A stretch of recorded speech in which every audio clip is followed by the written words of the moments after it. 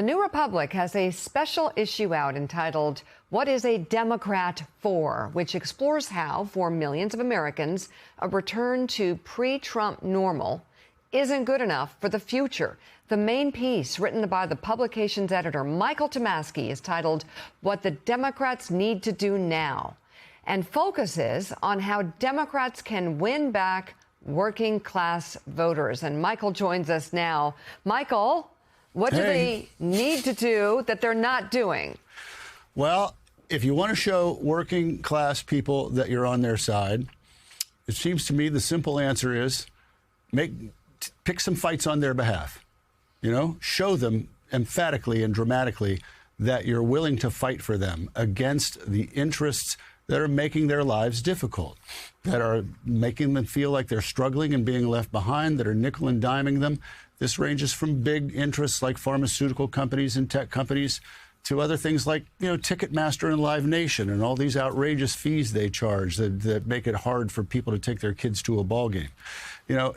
We did a poll in conjunction, Mika, with this issue of rank and file Democratic voters, 2,400 of them, asking them their beliefs and their priorities.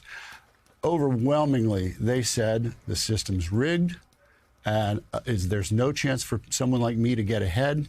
And what I want my party to do is be much more aggressive in taxing the wealthy and going after corporate bad actors. That's what they said overwhelmingly. So that's what I wrote. That's what the Democrats need to do. Pick fights, have conflict. That's a very important concept. Create conflict and welcome conflict. That's how you get people to pay attention in this day and age, in this media environment. Jen, what do you think about credibility, Michael? Because I work for one of the things I do is work for a labor union, and I find that Democrats' credibility with working class voters is not great. They don't feel like that people understand what their lives are like, and that a lot of policy cannot be a particularly meaningful way to impact someone's vote if they feel like it's not going to happen, the government's not actually working, you're not getting results, and you don't actually know about my life. Like, did you, in doing this sort of research, did you look at that question about just sort of understanding where people are coming from, what their lives are like, and showing that, and Democrats needing to be more present that way? Beyond telling them what they're going to do, is like, how are you doing and what do you need?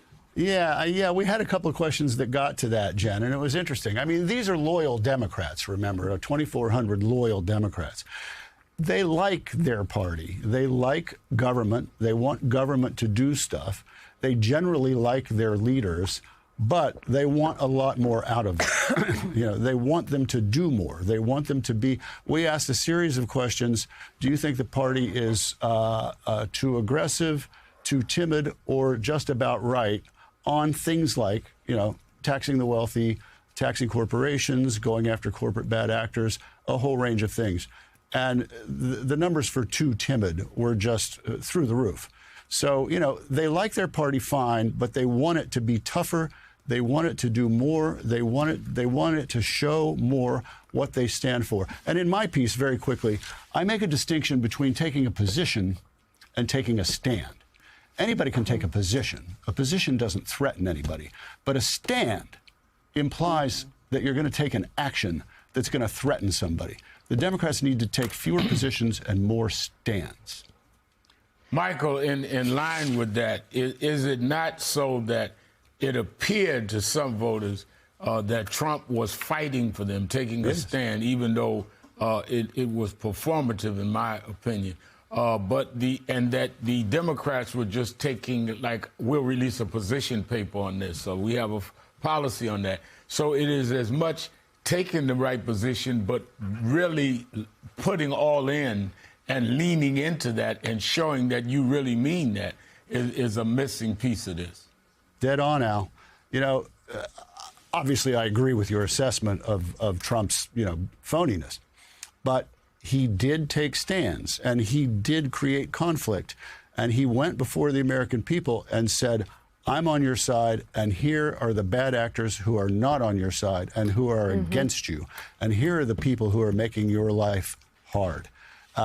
we don't agree with him about the enemies that he named. Of course, we have other enemies, but we think the Democrats ought to name those enemies and borrow. They ought to borrow that one page from Trump. Name enemies, create conflict.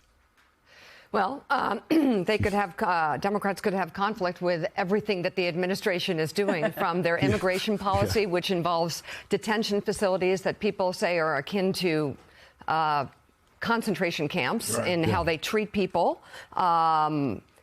ICE killing people in the streets of America, including U.S. citizens, protecting pedophiles on a mass scale. And by the way, causing your costs to skyrocket. There's some fights you can pick. They're right there, right in our faces, right in our midst. Yeah, and, they're sort of picking those. Many of them are doing that pretty well.